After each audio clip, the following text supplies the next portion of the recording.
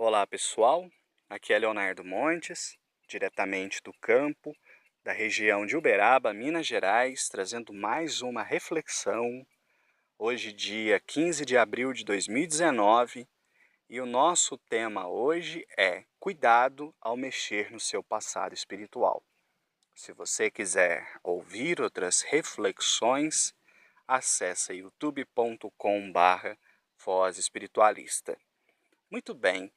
Em várias oportunidades aqui no canal, eu já toquei nesse assunto ao dizer por que nós devemos ter muito cuidado com a nossa curiosidade em saber das nossas vidas passadas. E isso por uma razão muito simples: nós não fomos santos. A grande maioria dos espíritos encarnados na Terra, pelo contrário, né? Tem toda uma trajetória de muito sofrimento causado a si e aos outros. E claro que se recordar do passado não é apenas trazer imagens na memória, mas também despertar sentimentos e outras tantas coisas que estavam até aquele momento ocultas. É por essa razão que normalmente eu não recomendo ninguém a se envolver com terapia de vidas passadas, regressão de memória ou qualquer outra técnica que de uma forma ou de outra pretenda fazer com que o indivíduo se recorde de suas vidas passadas. Todas as entidades com quem eu conversei a este respeito também pensavam assim. Por outro lado, é muito natural querermos saber um pouco da nossa trajetória. Afinal, quem eu fui? Onde eu vivi? O que eu fiz? Será que as pessoas da minha família são pessoas com as quais eu já convivi em algum momento lá atrás? Então, várias dessas questões surgem em nossos pensamentos e isto é muito natural. E por vezes, quando as entidades julgam útil determinada informação, elas podem nos dar, elas podem nos dizer o que a gente foi, o que a gente fez, etc. Contudo, mesmo nesses casos, quando não há uma recordação e as entidades apenas dão uma pincelada geral, mesmo nesses casos, nós temos que tomar muito cuidado com a nossa curiosidade em saber sobre o passado, porque muitas vezes o que vamos descobrir não vai nos ajudar a solucionar os problemas do presente, vai perturbar ainda mais a nossa cabeça. E para ilustrar essa situação, eu vou ler aqui para vocês um caso muito legal que está no livro Almas em Desfile, pelo espírito Hilário Silva, psicografado por Chico Xavier e Valdo Vieira. Uma historinha chamada A Evocação do Comendador, que vai justamente abordar esses aspectos, e eu acredito que vocês vão gostar muito dessa historinha que é muito legal, que está lá no livro Almas em Desfile, ok? Então, vou ler aqui para vocês. A evocação do comendador. Jorge Salles, o denodado orientador de instituição espírita, encontrava-se no habitual entendimento com Anatólio, o mentor desencarnado através do médium.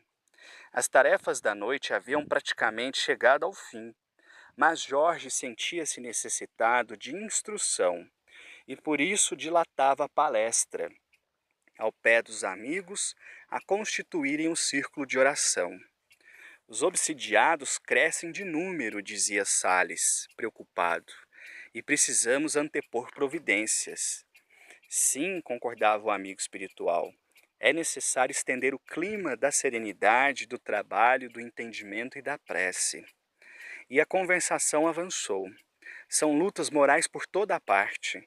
Jovens mal saídos da infância caem perturbados de um momento para outro. Velhinhos na derradeira quadra da existência enlouquecem de súbito. Tem havido suicídios, crimes. O benfeitor consolava pelo médium falante. Sim, meu amigo, toda paciência é pouca a fim de vencermos em segurança. Saibamos servir a todos com muita compreensão da fraternidade. Tudo indica estarmos aqui sob a influência do velho comendador Antônio Paulo da Silveira Neves, que foi fazendeiro na região, está desencarnado há 80 anos. Silveira Neves foi um homem terrível.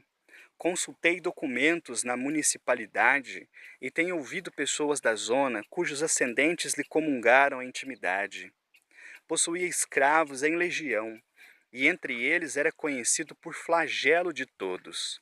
Sustentava capatazes ferozes e comandava ele próprio o sofrimento dos cativos, que às vezes eram chicoteados até a morte. Não só isso, colocava os sitiantes daqui uns contra os outros, provocando assassínios e ódios que até hoje persistem. Estou certo de que essa teia de obsessões e vinganças nasce da atração do velho comendador. Ele deve ser a causa inicial de tudo. Muito ponderada a sua palavra. O irmão conhece o infeliz? Sim, conheço. Tenho o máximo interesse em evocá-lo. Não acho prudente. Ora, são muitos os espíritos rebeldes, evidentemente vinculados a ele. Topo vários a cada semana.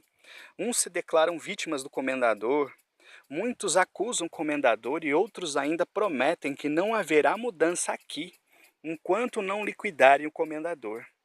Tenho assentado que, apesar de haver transcorrido tempo, é indispensável nos disponhamos a doutrinar esse espírito. Sem esse contato, ao que julgo, será muito difícil a modificação para melhor de que estamos necessitados. Entendo o que diz, tornou Anatólio, mas não faça evocação. Seria de todo inoportuna. Mas escute, meu amigo, eu também pareço sofrer a influência dessa poderosa entidade. As referências ao comendador desabam sobre mim como choques elétricos. Só em ouvir-lhe o nome, sinto-me mal. Imagine que já fui orar por ele no próprio túmulo, em que o sepultaram o corpo. Tão impressionado vivo eu. Creio que se orássemos chamando ao aparelho mediúnico, mas não convém. Insistiria, no entanto. O entendimento direto entre esse espírito perseguidor e nós talvez desse bom resultado. A medida é desaconselhável. Será que Silveira Neves, desencarnada, está em plano superior, embora as atrocidades que cometeu? Ainda não. O ex-comendador vive em luta consigo mesmo. Então, trazê-la ao esclarecimento seria caridade. Isso, entretanto, não deve ser tentado. Meu amigo, por que a recusa se o espírito dele está em prova segundo a sua própria informação? Apesar de tudo, replicou o benfeitor, a evocação não deve ser praticada. O interlocutor, porém, não obstante respeitoso, perguntou semi-exasperado, mas por quê? Vendo que o instrutor silenciava, discreto, repetiu, diga por quê? Foi aí que Anatólio mudou o tom de voz e falou muito sereno. Jorge, meu amigo, a evocação não deve ser feita porque o ex-comendador Antônio Paulo da Silveira Neves é você mesmo reencarnado. Então, olha que história bacana, né? Eu até me arrepio quando eu leio esse caso, que é uma historinha que eu li nos meus primeiros passos no estudo do Espiritismo e que, sem dúvida, marcou, né, a minha memória.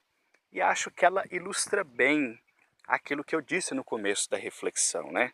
A nossa curiosidade, muitas vezes, em conhecer o passado, em saber quem a gente foi, onde viveu, o que fez, embora seja muito natural, pode, muitas vezes, acabar nos perturbando.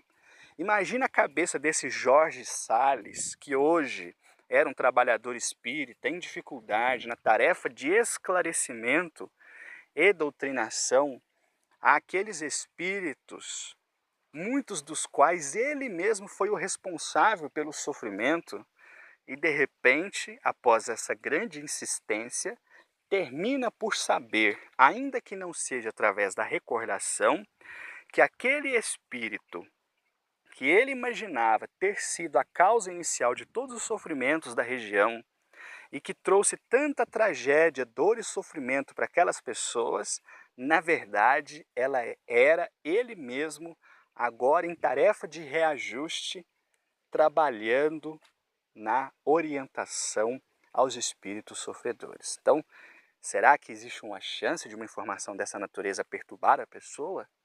Por isso nós devemos ter cuidado. O que nós podemos dizer assim, sem sombra de dúvida, é que a imensa maioria dos habitantes da Terra não foi lá grande coisa. Então, nós também no passado não fomos grande coisa. O que nós temos que fazer é observar o nosso presente e preparar melhor o nosso futuro. E deixarmos o passado em seu lugar, no passado. Eu vou parando por aqui. Se você quiser ouvir outras reflexões, acessa youtube.com/Voz Espiritualista. Um abraço a todos.